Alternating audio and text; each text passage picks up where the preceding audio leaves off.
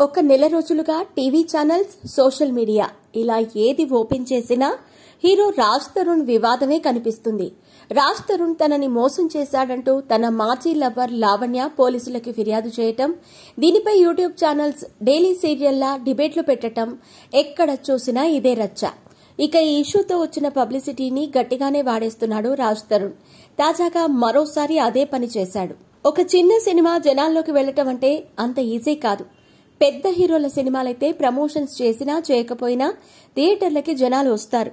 కానీ చిన్న హీరో సినిమాలంటే కథలో కొత్తదనం ఉండాలి, ప్రమోషన్స్ వెరైటీగా ఉండాలి, థియేటర్కి వెళ్ళాక సినిమా బాగుండాలి, మౌత్ టాక్ రావాలి. అప్పుడు కానీ ఆ సినిమా బ్రతికి బట్ట కట్టదు. అందుకే సినిమా ప్రమోషన్స్ కోసం ఒక్కోసారి ట్రాక్ కూడా తప్పుతుంటారు. తాజాగా హీరో రాజ్ తరుణ్ కూడా అదే పని చేశాడు. కొన్నాళ్లుగా తన వ్యక్తిగత జీవితానికి సంబంధించిన ఒక వివాదం ఇటు మీడియా అటు సోషల్ మీడియాలో బాగా తిరుగుతున్న సంగతి తెలిసిందే. రాజ్ తరుణ్ తనని మోసం చేశాడంటూ లవర్ లావణ్య కేసు పెట్టింది. దీనిపై యూట్యూబ్లో ఇంటర్వ్యూలు ఇస్తూ రచ్చ చేస్తుంది. ఇక ఈ పబ్లిసిటీని తన సినిమాలకి ప్లస్ అయ్యేలా చేసుకున్నాడు రాజ్ తరుణ్.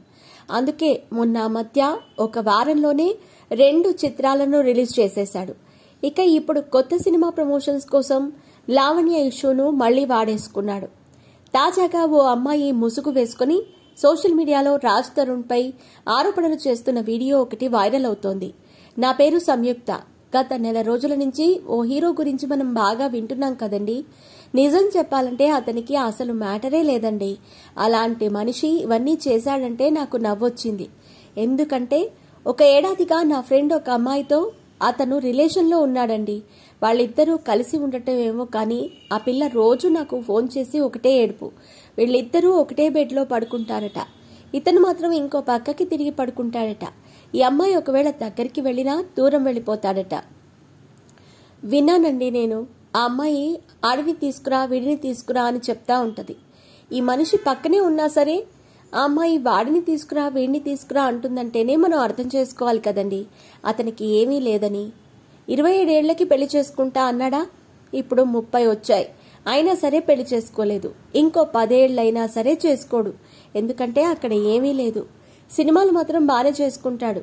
భలే ఉన్నాడే గిలే ఉన్నాడే అని అంటే మనిషి చూడటానికి బానే ఉంటాడు. కానీ మ్యాటర్ ఏం లేదండి. ఆయన సినిమాల్లోనే హీరో, బయట జీరో.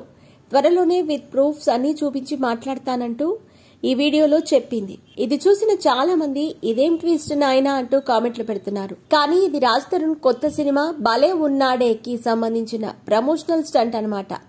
ఇది తెలిసి రాజ్ తరుణ్ ను ఏకి పారేస్తున్నారు నెటిజన్లు.